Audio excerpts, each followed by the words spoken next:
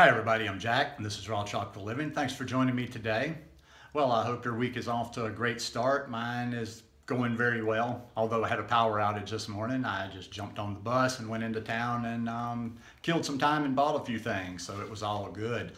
Very introspective weekend. It's starting to get real now as I leave here a week from tomorrow. So yeah, it was just a quiet sort of Sunday and a good weekend. But anyhow, I wanted to talk today about why people fail on the raw vegan lifestyle. I do videos like this every day. So if you're not already subscribed to the channel, I'd appreciate it if you'd hit that subscribe button now.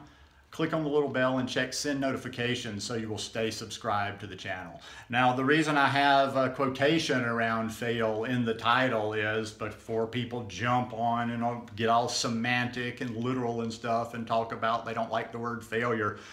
I'm mostly talking about the way people perceive their own failure, the way people perceive their actions as failure when it maybe really isn't even failure. And I think that is and I think that's the first reason people fail right there, because they think in terms of failure. They think in terms of, I've failed if I eat one bite of anything that's cooked food. I mean, to me, that's skewed thinking to be that radical about it.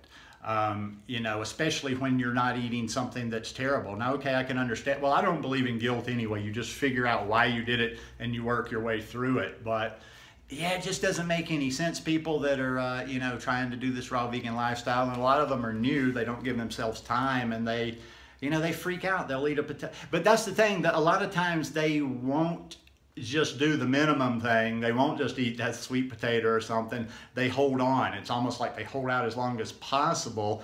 And then the result after that is they really go off the rails and just eat horrible stuff, you know, sometimes even going back to animal products. And then that just spins them out and starts a whole cycle of guilt and let's start over. And now I feel like I have to do some sort of a cleanse because I did this.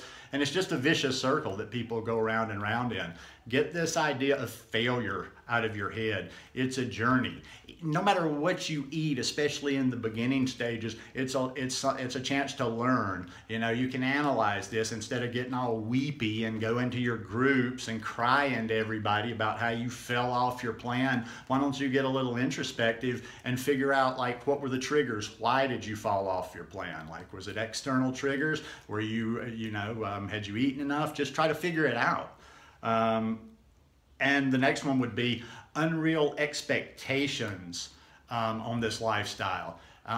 Once again, goes to patience, which I talk about all the time. People decide they want to go raw vegan and they see all this stuff, and I see it. Somebody will say, like, well, I've been raw vegan 2 weeks now, so what? I haven't gotten all the results. My eyes aren't bright and clear. My skin isn't perfect and I haven't lost all the weight. Well, that's because you have unrealistic expectations.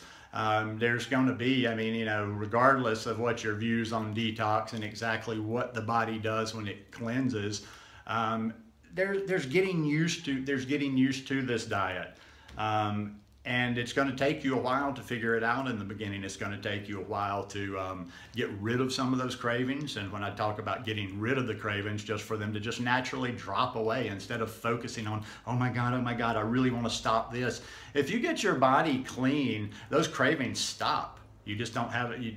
I don't know. Sometimes I've noticed, like, things that I used to even crave that I would sort of like restrict myself on, they don't even call out to me anymore, kind of like the nuts, you know, like I used to, like every few weeks I had to have like a Saturday night where I had a good bit of nuts, you know, just watching movie or Netflix or whatever, but that eventually went away.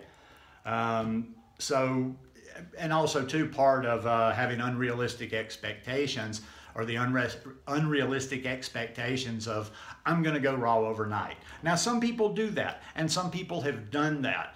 But, and if you want to try it, okay, go ahead and go for it. But the first time you fail, pull yourself back and do a proper transition. You're going to help yourself so much if you do a proper transition to this lifestyle. Even a lot of the hardest of the hardcore people, natural health, this raw vegan lifestyle, whatever, Do advocate a period of transition as opposed to this just like all of a sudden I've become of the religion of raw vegan, and now from this day forward never a cooked bite of food can be eaten again.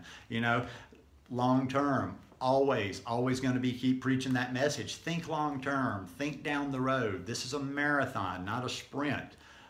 So do a proper transition. Don't try to skip the stages. It's like skipping stages in anything. There's value in those stages. I just talked about that the other day, but there's value in these various stages, and there's a reason for these various stages, and a lot of them build upon each other. And if you skip a stage, you're going to have a much harder time at this next level.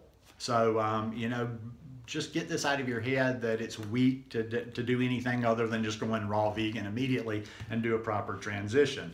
And another one is just, and this is a huge one that nobody really focuses on and listens to, and I mention it in a lot of videos, and I think people kind of give a little attention to it, but they don't really understand the significance of it. People are failing because they're not being proactive. They're totally looking to others to figure it out. It's almost like they throw everything out there. They leave everything on social media, the long post, blah, blah, blah, blah, blah. What do I do now? Be proactive. Get in there and figure this stuff out yourself. I've talked about searching before, how to do searches, and why you're just wasting your time when you post a general question like on a Facebook group or on your Facebook page, or even when you ask anybody. I would say this: before you ask any questions on this lifestyle to anybody, hit Google really hard, hit YouTube really hard, because a lot of times I just find that I can get to the answers best like that. With a video or with an article that I can stop and pause at any time, instead of just getting some random person's spin on things. And especially when you do it just like on Facebook or something, you're just getting random bleeps from maybe 30, 40 people at a time. So be proactive, figure it out, analyze yourself. I joke about how I'm the science experiment, but take a few clues from me, or a few cues from me. Be very aware, do your own research, be very aware, be very cognizant of how eating different things affects your body. Become very aware of your body, start to develop those instincts. Pay very close attention when you're making changes in your diet. Make it, note those minute, even small changes, say in digestion. Every little thing you can that's data. That's data. The more you're aware of, the more you can figure this thing out. I'm doing that all the time. I do this kind of thing in a weird, kind of ugly style, but I'm constantly trying to work things out. I'm constantly trying to figure things out. And it could just be my nature. I just don't have the patience, especially on social media. That's why I don't even have patience to send people messages, because I'm bouncing all the time. If I have something in my head, I want to know it now. I don't want to send you a message in Messenger and okay, maybe it could be Pony Express. They might respond to me 3 days from now. I want stuff in real time, and you can get that stuff in real time just by, like I say, figuring out how to search. Maybe you need to take a step back. Maybe I take that for granted because I've had a couple of jobs where it was very important for me to learn how to do searches online. I did a lot of searches when I was writing sports and working for a sports website for keywords and stuff. So I learned how to do searches, and I became very independent on figuring out what I need to know on the internet. I've even kind of translated that over into different areas, different stuff for my channel here. I've learned a lot of things, like the thumbnails. I only started doing the thumbnails about a year ago. Learned it on YouTube. I learned I self-teach my things, so many things that I just don't have the patience to, ask questions and wait for other people to answer it. But in the end, most people don't fail. Let me just wrap this video up by saying why people fail. In the end, most people really don't fail on this lifestyle. They think they fail on this lifestyle, and that thinking they failed on this lifestyle leads them to despair, leads them to guilt, and usually is what pulls them out of their game. Listen, I'm going to just keep saying this over and over and over. It's more about a plant-based, whole food plant-based diet than anything else. Like I say, the high raw really works for me. I like eating high raw. I love eating as much fruit as I can get my hands on.